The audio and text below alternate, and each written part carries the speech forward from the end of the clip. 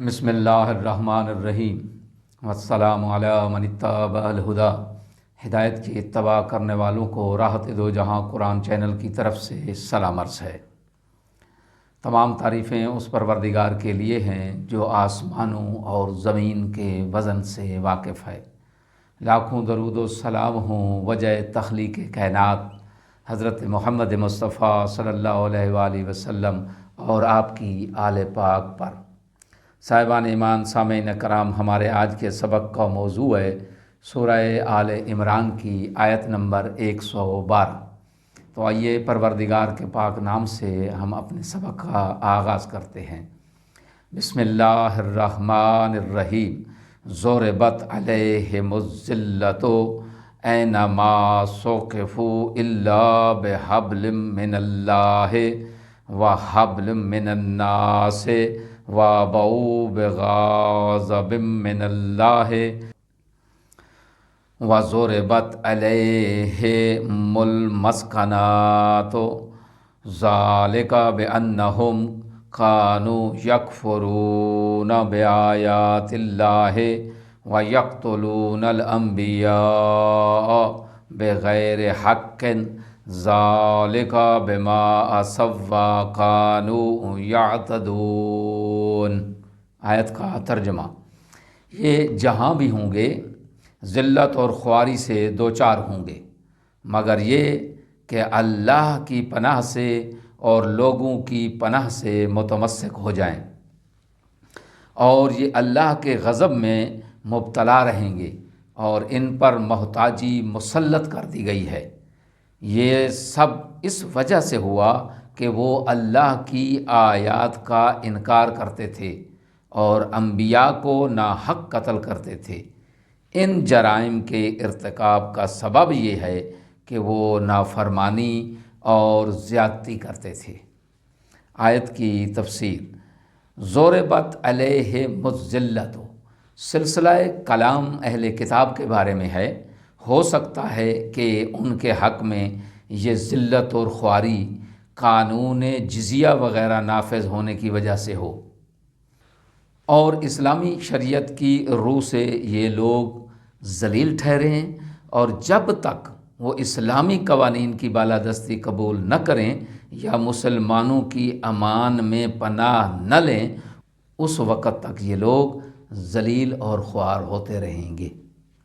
ممکن ہے کہ اللہ ان کی تقدیر کی پیشین گوئی فرما رہا ہو، یہ بھی ہو سکتا ہے کہ یہ لوگ ہمیشہ ذلت اور خواری سے دوچار رہیں گے۔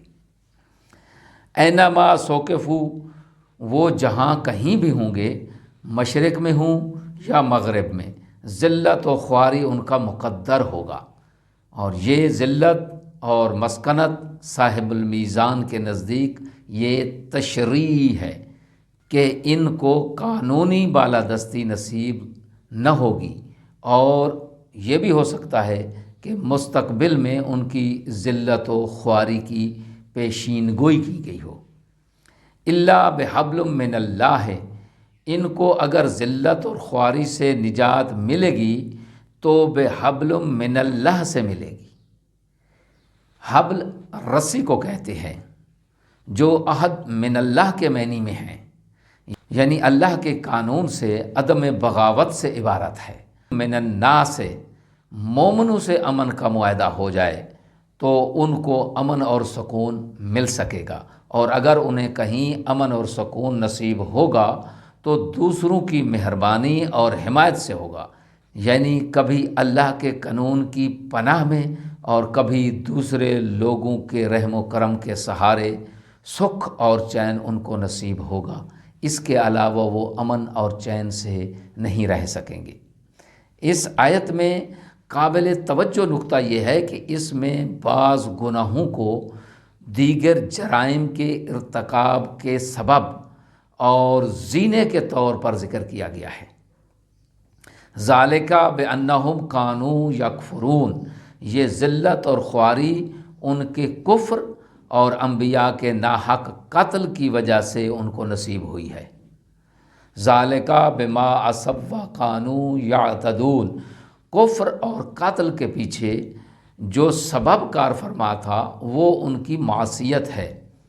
خلاصہ یہ ہے کہ یہ لوگ ذلت اور خواری، غضب الہی اور فقر اور مسکینی سے دوچار ہوئے۔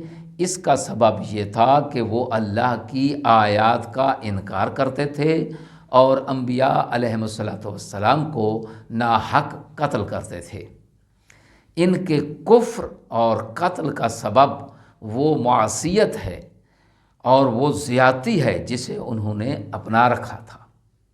آیت میں بیان ہونے والے اہم نکات: پہلا نکتہ یہ ہے کہ چھوٹے گناہوں کو اہمیت نہ دیتے ہوئے ان کے بار بار ارتکاب سے بڑے جرائم کی راہ ہموار ہو جاتی ہے۔ دوسرا نکتہ یہ ہے کہ ایمان اور عمل صالح یہ باعث عزت ہیں، جبکہ کفر اور عصیان یہ باعث ذلت ہیں۔ تیسرا نکتہ اس میں یہ ہے کہ ذلت اور زبوں حالی سے نجات کا واحد راستہ خالق اور مخلوق دونوں سے مثبت اور مستحکم روابط برقرار رکھنا ہے۔ آخر میں دعا ہے کہ خداوند قدوس ہمیں ہر گناہ صغیرہ اور کبیرہ سے بچنے کی توفیق عظیمہ عنایت فرمائے اور دین مبین پر ثابت قدم رکھے۔ وآخر دعوانا ان الحمد للہ رب العالمین۔